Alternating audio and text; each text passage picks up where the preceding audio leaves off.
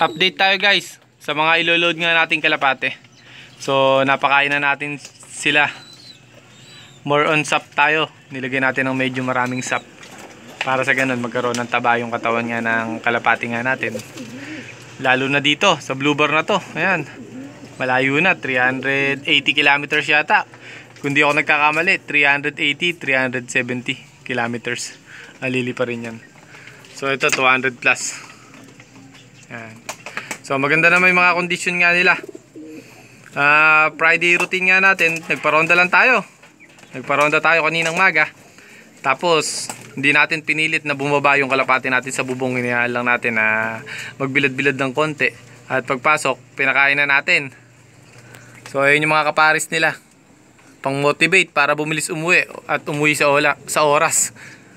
So ganun nga lang yung ginawa nga natin ng Friday routine. Tapos pagpasok napakain natin. Mga bandang alas 9, alas 10 naglagay tayo ng paliguan. Sa ganyang sistema naman yung sa akin, nilalagyan ko lang ng paliguan. Dapat Thursday yung gagawin kong lagay ng paliguan. Kaso nag self toss nga tayo at pinahirapan natin sila. Kaya hindi tayo nakapaglagay. So nilagay natin ng Friday ng maga alas 10. So ang ginagawa ko lang naman, naglalagay lang ako ng paliguan dito. So bahala sila kung gusto nilang maligo. Hindi katulad dati kasing routine natin sa Friday bago isampa. Pino-force bath natin.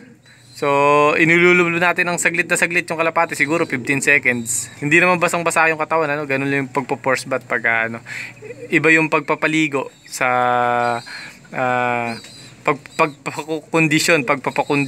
So medyo nabubulol nga tayong konti.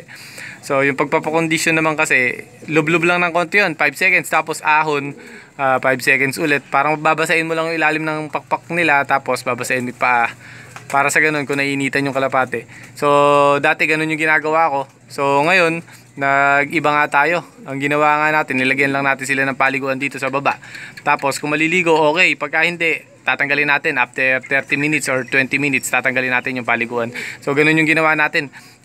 Siguro dahil naglalalamig, kaya hindi na kasi ako nagpo-force bath kasi hindi natin alam yung kondisyon ng kalapate. So tulad niya, naglalalamig, hindi naligo yung dalawang i-load nga natin. Ayan, yung dalawa na to.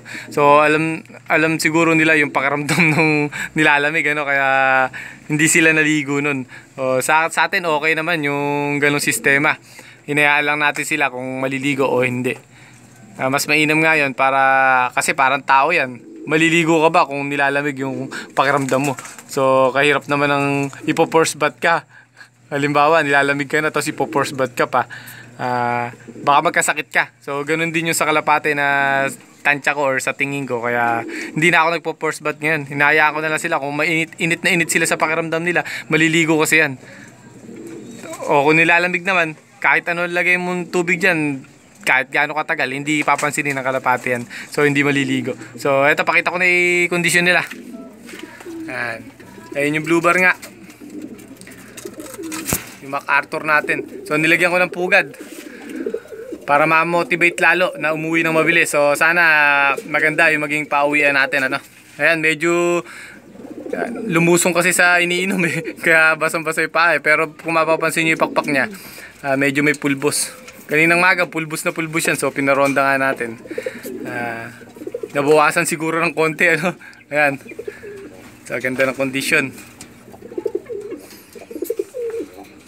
Magpupulbos pa mamaya yan, lalo mamayang gabi pagka ilo-load na natin.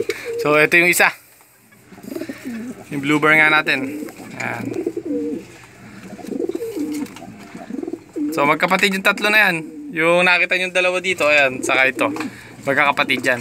So nagsuksok nga tayo sa mga tropa nga natin, tigisa. Pares naman napatay sa sakit. Yung isa hindi pa nasisimulan yung training, namatay na, nagkasakit, salmonella. So yung isa, one eye na ayaw daw gumaling. So sinabi ko naman yung technique kung paano magpagaling ng one eye. Hindi naman nasunod. Kasi may sariling sinusubo fake capsule ba yung sinusubo. So hindi nadali ng fake capsule. Pero may kasi may technique ako para mapagaling yung one eye. Kasi bumabalik yun. Makakala nyo magaling na, pero pag pinawalan nyo, babalik at babalik. So ayan, pinarisa natin. Ito, nire-race din namin to Kaso in-stick ko kasi baka makawala, hindi mapapasok ni Boss Tunying. So ayan, pinaris nga natin to. binibigyan natin ng motivation yung blue bar nga natin para umuwi ng mabilis. So ayan, nakita nyo naman, no? Kaganda nung ano natin, kaganda ng bahay niya. Nilagyan natin yung pugad, nilagyan natin ng ano, konting damo na tuyo para sa ganun. Ganyan kasi ako mag-motivate eh, nilalagyan ko ng pugad. So tingnan natin kung effective yung ginawa nga natin na pamamaraan ngayon. Sana mag-clock sila. So mag-clock lang kahit 800, 700 basta mag-clock. Masaya na tayo. So dagdag na lang kung magla-lap champion or top 10, top 20 yung magiging clock nga natin bukas. So bonus na lang yun. Mag-clock lang sila eh, malaking pasasalamat na natin sa itaas. At kahit papano yung pagpupursige natin at ginagawa nating sakripisyo dito sa pag-aalaga ng ibon eh, nabibigyan naman ng result. So ayan, in-update ko lang kayo. So pakita ko na lang din muna bago natin tapusin yung video na to.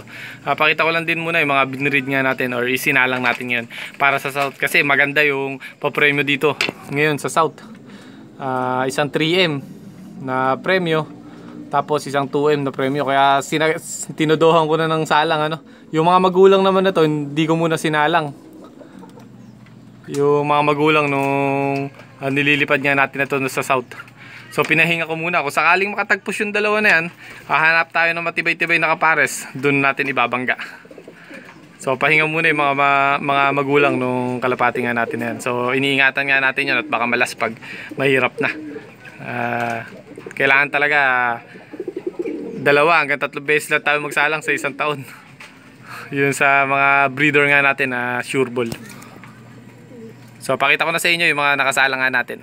Isang mabilisang pakita lang. So ito yung unang salang nga natin.